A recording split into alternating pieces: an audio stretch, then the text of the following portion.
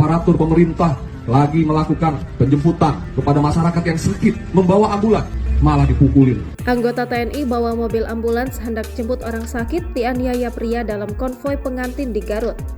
Anggota TNI berinisial RS tersebut diketahui bertugas di bagian kesehatan Kodim 0611 Garut.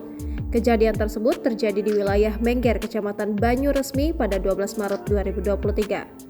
Yova Sofana, pelaku penganiayaan anggota TNI itu telah ditangkap Polres Garut. Ia melakukan aksinya tersebut saat anggota TNI yang sedang bertugas membawa mobil ambulans. AKBP Rio Wahyu Anggoro, Kapolres Garut mengatakan kronologi kejadian penganiayaan bermula saat korban sedang membawa ambulans TNI pada Minggu 12 Maret 2023.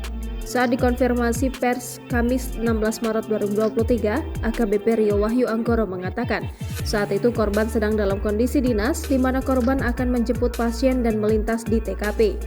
Namun saat di tengah perjalanan ada rombongan konvoi yang akan menuju lokasi pernikahan.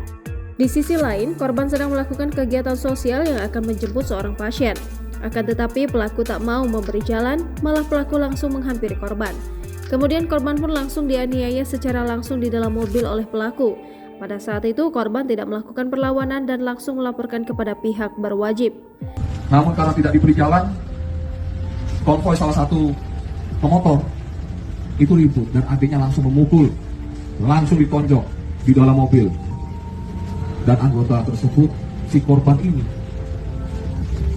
tidak melawan dan beliau langsung melaporkan kepada Polres Garut. Adapun korban mengalami luka di pelipis dan lebam di mata kanan dan telah mendapat perawatan di rumah sakit terdekat.